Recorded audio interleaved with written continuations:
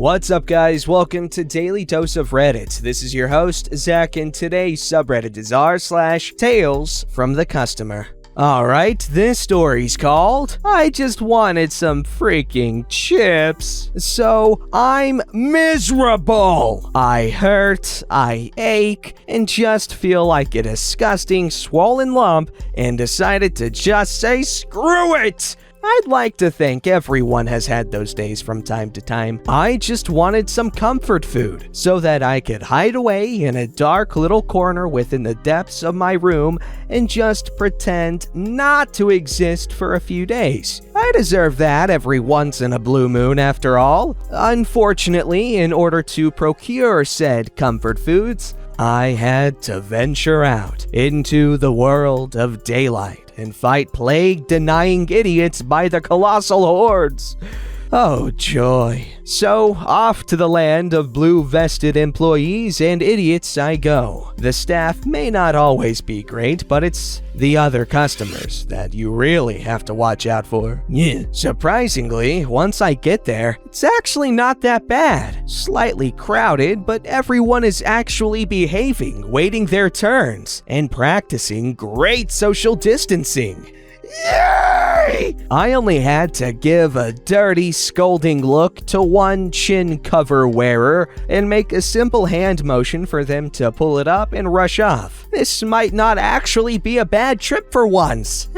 Wrong. Love make was I stupidly optimistic. Granted, my hunt around the aisles was actually pleasant and uneventful, but checking out, on the other hand, was a freaking nightmare. Why, you might ask? Well, if you read the title, you can sort of guess, or at least I hope you can. You see, I just wanted a simple bag of crispy chili and cheese flavored corn chips. I only eat these things maybe once every year or two. They're purely an indulgence. Knowing the demon spawn back home would want their fair share though, I grabbed the largest bag they offer in the chip aisle. You know, the same aisle that holds all of the other chips that any customer can grab and buy, right? Well, as I'm doing self-checkout, I go to scan that precious bag of chips, and the machine freezes. Item not recognized. Please wait for assistance. What? Scan again. Same message. Weird, but whatever. I set it aside and continue with the rest of my shopping. I finished but had to wait a few minutes afterwards for the assistant overseeing the area to come over and help me. We'll call her,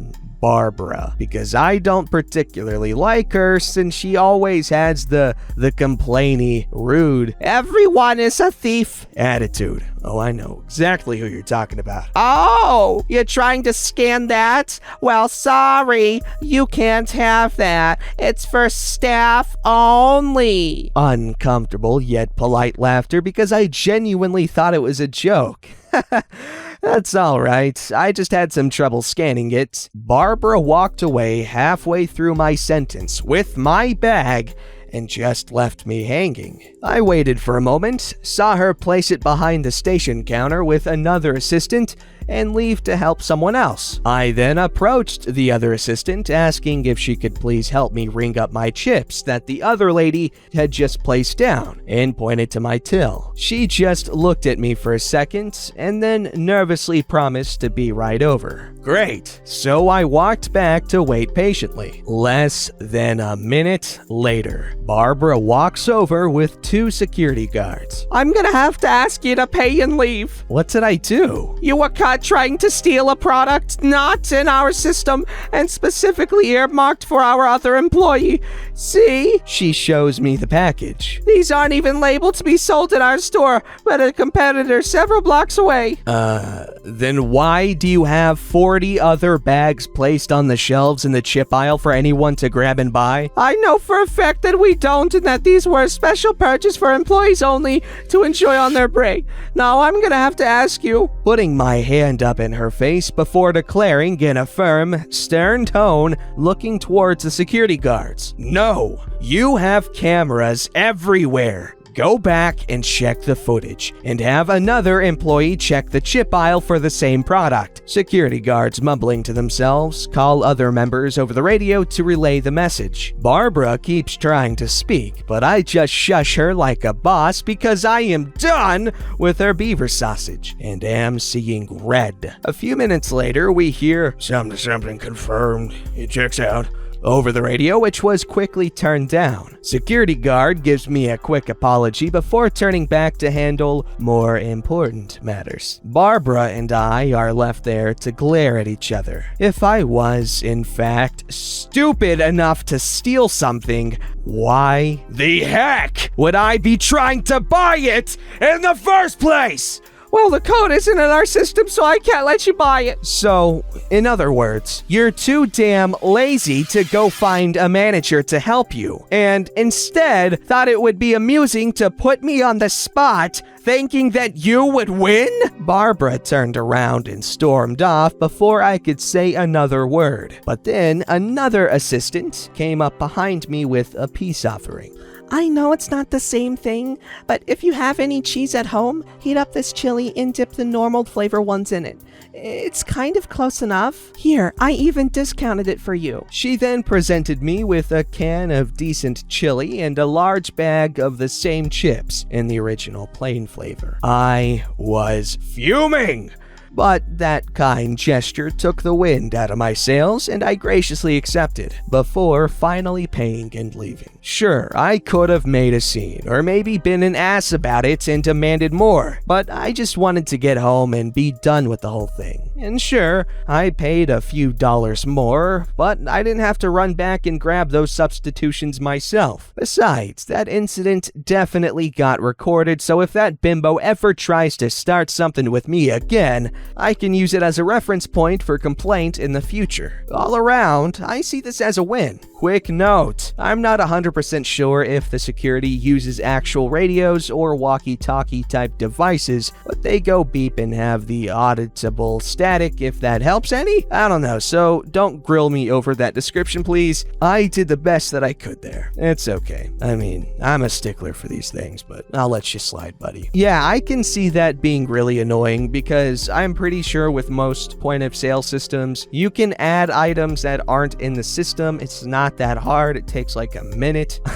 So yeah, that lady was just ridiculously lazy, and she does not deserve that job. What the hell? Alright, this story's called Delivery Driver Takes Bites Out of Pizza. So, the story begins. One night, my twin brother and I were very hungry and decided to order from an unnamed national pizza chain that prides themselves on fast delivery. So, I order the pizza. It was 1 cheese and 1 pepperoni. This unnamed pizza location is also within 1.5 miles of my house. So, you would think it would be quick, right? Heck no! At first, we waited around an hour, and the app has a tracker so you can see what step in the pizza making process they are currently at. The pizza making process had been done for quite some time, around 30 minutes, but had not been given being delivered signal yet. Instead of anxiously waiting on the pizza, I did what every normal person would do and call. Hello, this is OP, and I ordered a pizza around an hour ago. It says the pizza has been done for 30 minutes.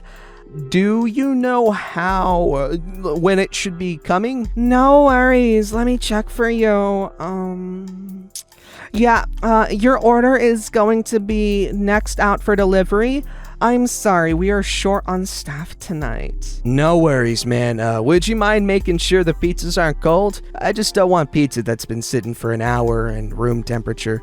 As long as they aren't cold, I won't care. Yes, I understand. We will make sure they're hot. Honestly, the cashier was nice, and I thought, alright, I'm about to get my pizza. About another 20 to 30 minutes go by, and still being calm and collected, the driver finally arrives. He called me when he arrived, and I met him right outside my house. This is when things got weird. Something to note is the driver was about 20 and he clearly was having a rough day. Busy night for you guys tonight? Yeah, I'm the only driver on tonight, and we are freaking slammed. Sorry about the wait. I get it, man. I work in the food and beverage industry too, and it sucks sometimes. Basically just telling the guy I feel him. Yeah, if my manager had any idea what he was doing, this wouldn't be happening. He sucks, and I'm tired of this crap. This little encounter went on for about 2 minutes back and forth. I honestly felt bad for the guy, so I gave him a $10 tip on a $19 order. I did think the conversation was awkward, but I was hoping to get some good karma. I proceeded to go inside and could already feel the pizza boxes were not hot, and probably had been sitting there for about an hour and a half. I proceeded to say in my head, screw it, I'm about to eat this pizza even if it's cold. I'm a college student, I've probably eaten 6-hour-old pizza before, how bad could it be? So I set the 2 pizza boxes down at the dinner table for me and my brother to eat. We opened the first box and were shocked by our discovery. Someone had taken 3 pieces of pizza and had taken a huge bite and then proceeded to put the pizza back together. Me and my brother were laughing so hard. This whole time, all we wanted was 2 pizzas, and what we got was a delivery driver who wanted to lose his job. You know the laugh when you're kind of in shock and upset, but can't help but bust out laughing.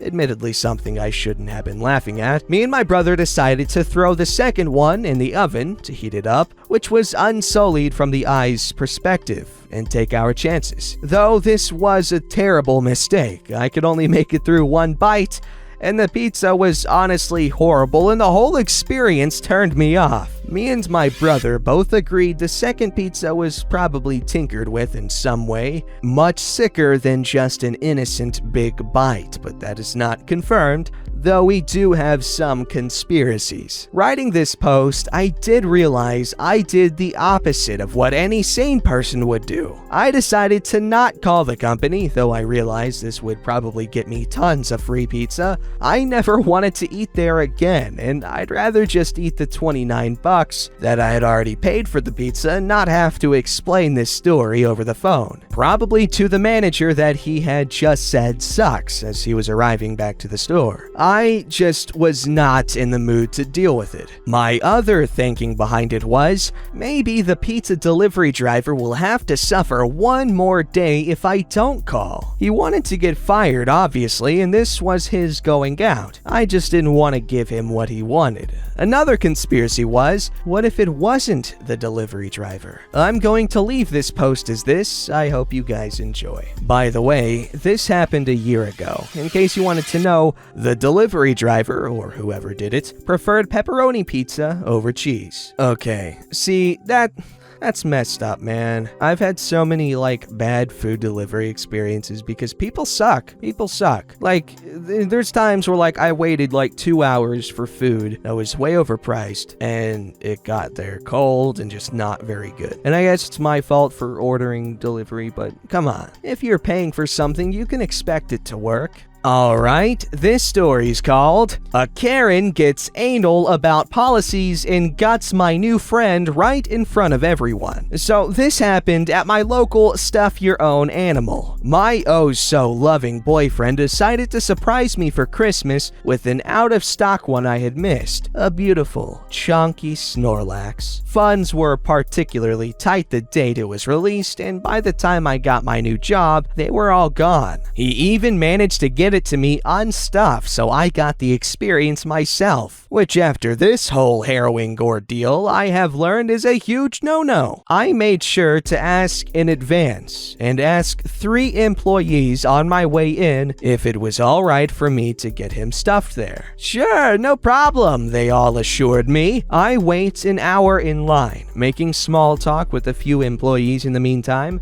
I was just so happy this was finally happening. The weekend before Christmas. Now, for anyone who doesn't know about these types of stores, the stuffing ritual is a whole process. There's a quaint magic to the procedure. You step on the pedal to fluff them full of life, you make a wish, kiss its heart, and it's all really to make the kids who go there feel extra special. But even as an adult, I still take it seriously. I adore the ritual, and stuffing my friend is a very special thing to me. Oh boy, the phrasing there. So here I am, foot on the pedal, talking with the lovely young gentleman stuffing my bear. My chonky boy was near entirely stuffed, and I stared at him with anticipation and stars in my eyes. I was about ready to take him from the guy and give him a big hug to gauge his firmness when our Karen came along. Sorry, we can't stuff Pokemon here. Oh, really? My bad. You'd think it would end there. What's done is done. We, and the entirety of her staff it would seem, had no idea this obscure policy existed. But no, she wasn't satisfied letting it be. I honestly barely remember the details of the conversation because I just entirely blanked. I know she made some accusations and demanded a receipt, which we didn't have on hand as it was a gift from a family member out of state. She proceeded to rip him off of the stuffer and continuously chastise us. She begins to tear into his body, grabbing handfuls of stuffing and just tossing it aside. Because we really just can't stuff them here. Try going to a local craft store. You'd really have to understand the magic of the stuffing process to know why this was so devastating to witness. She did this in front of all the happy families there for Christmas. I was standing there just shaking and focusing on not breaking down in front of everyone. Not only was the illusion of magic ruined, not only was my friend just being manhandled, but my favorite store was straight up accusing me of theft. I eventually begged her to just let us leave, after standing there having a mild anxiety attack for well over 5 minutes. But she really wouldn't even let us leave until she had scraped every last bit of fluff from the inside. We came back later after I had spent an hour in the food court crying on and off into my uneaten blizzard while my boyfriend furiously texted his aunt for the receipt. Of course, even after giving her the receipt, she held her ground. She point blank refused to accept our receipt as the store it came from had a problem with theft. As if we just bought one from that store and decide to use that receipt to funnel a chain of stolen Snorlax? Who knows what she was thinking. I couldn't even deal with it for the most part. I kind of wandered in and out and kept excusing myself to go to the bathroom to cry some more while my boyfriend tried to handle the Karen. It was quite honestly the worst retail experience I have and probably will ever have. Even now, I'm not entirely sure if she did that to us because of their policy or because she just mentally decided we had stolen it. Because I have since spoken to multiple people in this chain at all levels of management, and they all are in unanimous agreement that as long as you are polite, they absolutely bend any of those policies for you. It's not life or death, it's a stupid fun store for kids and children at heart. And to rip the stuffing out of a stuffed bear against the customer's wishes? That's just all kinds of messed up and no one could believe it. Honestly, to the right set of eyes, that could have been a traumatizing experience because goodness gracious, that was just overkill and unnecessary. Wow. Also, hooray on thoughtful gifts because, well, that's what makes gifts great. Don't forget to like, subscribe, and hit that bell to never miss an episode.